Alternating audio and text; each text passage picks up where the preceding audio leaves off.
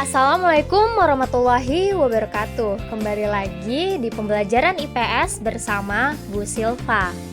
Pada pembelajaran kita kali ini, kita akan membahas tentang interaksi antar negara ASEAN. Pada pertemuan kita kali ini, kita akan membahas tentang faktor pendorong kerjasama ASEAN, juga kerjasama ASEAN di bidang sosial budaya, politik, ekonomi, dan pendidikan. Yang pertama, faktor pendorong kerjasama ASEAN. Terdapat setidaknya 4 faktor pendorong terjadinya kerjasama antar negara ASEAN. Yang pertama adalah perbedaan sumber daya alam. Perbedaan sumber daya alam ini mendorong munculnya interaksi antara dua negara atau lebih yang saling membutuhkan. Contohnya seperti Indonesia mengimpor beras dari Thailand dan Vietnam. Adapun Thailand mengimpor komoditas kayu dan Vietnam mengimpor produk-produk otomotif dari Indonesia. Yang kedua yaitu adanya perbedaan wilayah. Kondisi wilayah di setiap negara-negara ASEAN memiliki beberapa perbedaan. Misalnya perbedaan barang tambang, hasil perkebunan, dan potensi wisata alam. Perbedaan kondisi wilayah itu mendorong negara-negara ASEAN menjalin suatu kerjasama. Yang ketiga, adanya perbedaan perkembangan teknologi. Ini juga mendorong terjadinya kerjasama antar negara ASEAN. Misalnya, Indonesia membeli bahan bakar minyak atau BBM dari Singapura. Indonesia membeli BBM dari Singapura yang tidak memiliki ladang minyak karena Singapura memiliki teknologi dalam pengolahan minyak mentah menjadi bahan bakar. Selain mengimpor, Indonesia juga melakukan kegiatan ekspor hasil teknologi. Contohnya, Indonesia mengekspor kapal perang dan kereta api ke Filipina. Yang keempat, perbedaan budaya antar negara juga akan mendorong terjalinnya kerjasama di bidang budaya. Budaya merupakan salah satu ciri khas suatu negara. Budaya yang unik dapat menjadi potensi yang sangat berharga untuk mendorong kunjungan wisatawan asing. Selanjutnya yaitu kerjasama antar negara ASEAN. Yang pertama kita bahas adalah di bidang sosial budaya. Kerjasama ASEAN dalam bidang sosial dan budaya diselenggarakan dalam sektor kebudayaan dan penerangan serta ilmu pengetahuan dan teknologi atau IPTEK. Kerjasama di sektor kebudayaan dan penerangan dilakukan dengan Temu Karya Pemuda ASEAN, kerjasama dalam penanggulangan masalah penduduk dan narkotika, pertukaran acara radio dan televisi di antara anggota ASEAN, pertukaran wartawan ASEAN, pengiriman pelajar ASEAN, program pertukaran pemuda, kunjungan muhibah kesenian antar negara ASEAN, juga penyelenggaraan Festival Film Asia Tenggara. Adapun kerjasama di sektor ilmu pengetahuan dan teknologi atau IPTEK dilakukan dengan mendirikan pusat-pusat penelitian.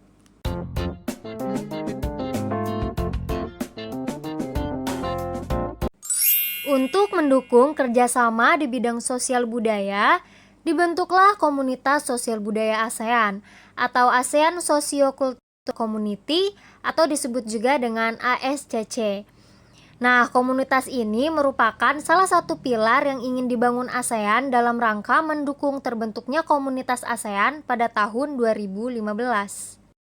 Untuk mewujudkan terbentuknya komunitas sosial budaya ASEAN ini, maka ASEAN telah menyusun suatu cetak biru komunitas sosial budaya ASEAN yang telah disahkan pada KTT ASEAN ke-14 di Thailand pada bulan Februari 2009. Susunan ini dimaksudkan untuk memberikan pedoman bagi negara anggota ASEAN dalam persiapan menyongsong terbentuknya komunitas ASEAN tahun 2015 melalui pilar sosial budaya. Adapun tujuan dari ASCC adalah memberikan kontribusi untuk mencapai komunitas ASEAN yang berorientasi pada orang dan bertanggung jawab secara sosial untuk memenuhi solidaritas yang tahan lama dan persatuan antara masyarakat dan negara-negara anggota ASEAN.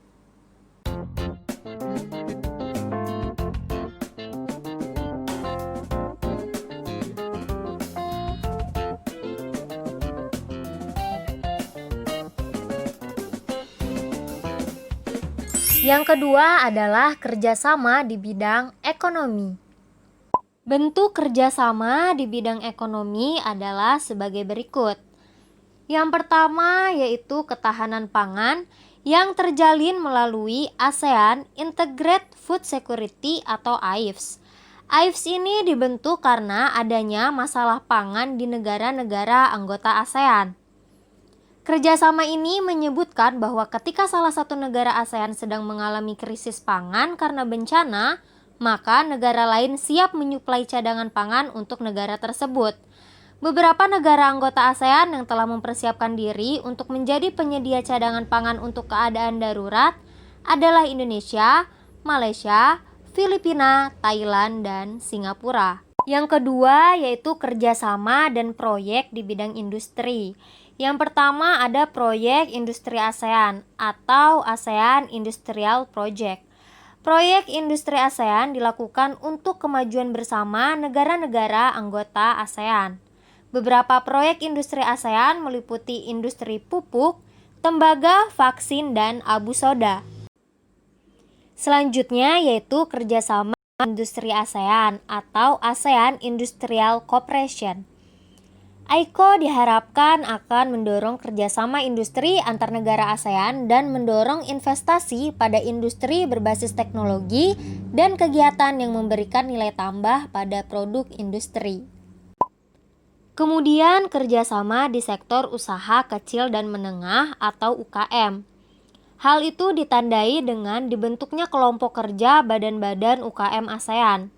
Dalam pertemuan pertamanya di Jakarta tanggal 24 April 1995, pertemuan itu menyepakati bahwa pada tahap awal kerjasama ASEAN di bidang UKM akan terfokus pada sektor manufaktur. Selanjutnya ada yang dikenal dengan Kawasan Perdagangan Bebas ASEAN atau ASEAN Free Trade Area, dikenal juga dengan AFTA. Ini dicanangkan berdasarkan KTT keempat ASEAN di Singapura tahun 1992. AFTA dibentuk dengan persetujuan Common Effective Preferential Tariff atau skema tarif preferensi efektif bersama pada tanggal 28 Januari 1992. Tujuan AFTA adalah untuk meningkatkan daya saing ekonomi negara-negara ASEAN dengan menjadikan ASEAN sebagai basis produksi pasar dunia. Selain itu untuk menarik investor asing dan meningkatkan perdagangan antar negara anggota ASEAN. Selanjutnya ada pembentukan pasar tunggal ASEAN atau dikenal juga dengan istilah Masyarakat Ekonomi ASEAN atau MEA. MEA merupakan sistem ekonomi yang tercetus pada Konferensi Tingkat Tinggi atau KTT ASEAN tahun 1997 di Malaysia. MEA bertujuan untuk menciptakan pasar tunggal dan basis produksi yang ditandai dengan bebasnya aliran barang, jasa, investasi, tenaga kerja terampil, dan perpindahan barang modal secara lebih bebas. Menteri Ekonomi ASEAN tahun 2007, MEA mulai dilaksanakan pada akhir tahun 2015. Lalu apa ya bedanya antara AFTA dan MEA? MEA memiliki dimensi kerjasama yang lebih luas dan dalam daripada AFTA, karena MEA ini bersifat lebih komprehensif atau menyeluruh dibandingkan AFTA yang hanya mengatur kebebasan perdagangan barang saja.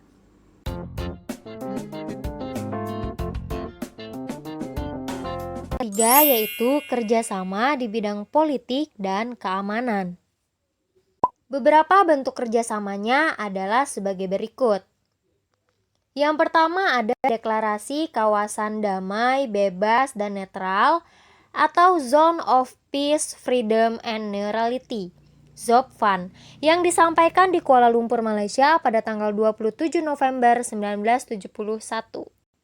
Pembentukan ZOPFAN ini dimaksudkan untuk mencegah adanya campur tangan pihak luar. Dengan demikian, negara ASEAN dapat melaksanakan pembangunannya masing-masing dalam suasana damai. Kemudian ada Traktat Persahabatan dan Kerjasama atau Treaty of Amity and Cooperation atau TAC yang ditandatangani pada tahun 1979 oleh 5 kepala negara pendiri ASEAN. TAC ini merupakan sebuah traktat yang bertujuan untuk menciptakan stabilitas politik dan keamanan di kawasan Asia Tenggara. Selanjutnya ada Zona Bebas Senjata Nuklir Asia Tenggara atau Southeast Asia Nuclear Weapon Free Zone, yang merupakan sebuah traktat yang bertujuan untuk mewujudkan kawasan Asia Tenggara yang bebas dari nuklir. Traktat itu ditandatangani pada KTT ASEAN di Bangkok 15 Desember 1995. Traktat tersebut juga bertujuan untuk melindungi kawasan Asia Tenggara dari pencemaran lingkungan dan bahaya yang disebabkan oleh sampah radioaktif dan bahan-bahan berbahaya lainnya. Selain tiga instrumen politik tadi, terdapat pula forum kerjasama dalam bidang politik dan keamanan yang disebut ASEAN Regional Forum atau ARF. Nah, beberapa bentuk kerjasama politik dan keamanan di ASEAN antara lain adalah sebagai berikut.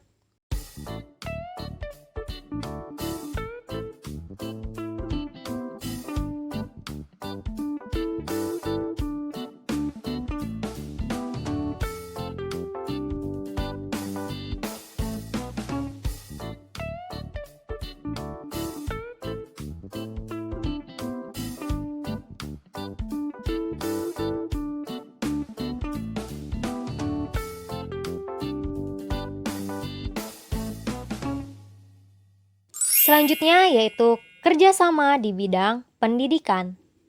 Kerjasama sektor pendidikan di wilayah Asia Tenggara dimulai dengan pembentukan organisasi Menteri-Menteri Pendidikan Asia Tenggara atau Southeast Asian Ministers of Education Organization pada tanggal 30 November 1965. Kerjasama pendidikan yang semula ditangani oleh Komite ASEAN untuk Pendidikan kemudian ditingkatkan menjadi ASEAN Senior Officials Meeting on Education dan ASEAN Education Ministers Meeting. Kemajuan kerjasama ASEAN di bidang pendidikan antara lain ditandai dengan disepakatinya deklarasi penguatan kerjasama bidang pendidikan pada KTT ASEAN ke-15 di Hua Hin, Thailand, tanggal 23-25 Oktober 2009. Deklarasi tersebut ditujukan sebagai persiapan menuju masyarakat ASEAN 2015. Kerjasama pendidikan ini bertujuan untuk meningkatkan kualitas sumber daya manusia sehingga memiliki daya saing baik di tingkat regional maupun global, sebagaimana yang dicanangkan dalam ASEAN 5-Year Work Plan on Education atau WPE tahun 2011. Deklarasi itu juga mencantumkan keinginan negara-negara ASEAN untuk membentuk konvensi penelitian di bidang pendidikan. Selanjutnya, kerjasama di bidang pendidikan juga berlangsung dalam tingkatan pendidikan tinggi atau universitas. Kerjasama antar universitas ASEAN merupakan bagian dari kerjasama pendidikan yang dikembangkan di kawasan ASEAN. Setidaknya terdapat 3 universitas dari Indonesia yang berpartisipasi, yaitu Universitas Indonesia, Universitas Gadjah Mada, dan Institut Teknologi Bandung.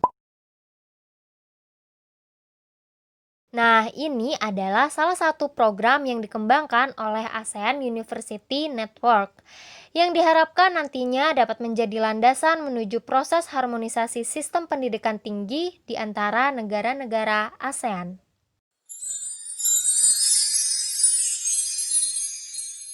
Terima kasih telah menyaksikan tayangan video pembelajaran ini sampai dengan selesai. Silakan berikan komentar terbaik kalian. Sampai jumpa di pertemuan kita selanjutnya. Wassalamualaikum warahmatullahi wabarakatuh.